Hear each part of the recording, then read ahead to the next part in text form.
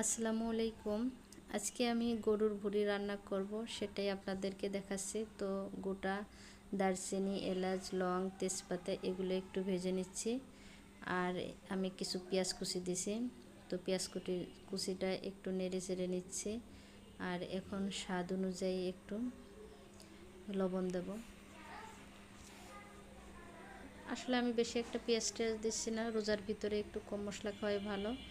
স্বাদ অনুযায়ী লবণ দিছি। এখন রসুন বাটা, আদা বাটা পরিমাণ মতো দিয়ে নিছি, হলুদ গুঁড়ো, মরিচের গুঁড়ো এটা দিয়ে আরেকটু নেড়ে চেড়ে নিই। আর এখন একটু পানি দেব। পানিটা দিয়ে আর 3 মিনিট মতো কষিয়ে নিছি। আর একটু জিরার গুঁড়া দিছি। আর ওই যে ভুঁড়িটা, সেই ভুঁড়িটা এখন দিলাম।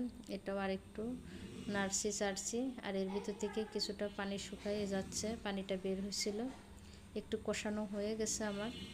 আর এখন আমি এটার মধ্যে সিদ্ধ হওয়ার জন্য কিছু পানি দেব পরিমাণ মতো, যাতে আমার সিদ্ধ হয়ে যায়। এখন ঢেকে দিয়েছিলাম। আর দেখেন ঢাকনা উঠানোর পরে এখন এই অবস্থায় আছে। তা আর আমি গোটা রসুন দিছি একটু তেলের মধ্যে, পাশের চুলায় একটু গরম করে নিয়েছিলাম আগে থেকে, তো সেটা দিলাম। এটা দেওয়ার কারণে মানে ভুঁড়িটা আমার কাছে মনে হয় খেতে বেশি ভালো হয়। আর আমি এখন গরম মশলার গুঁড়াটা দিলাম। আমার রান্না শেষ। আল্লাহ হাফেজ।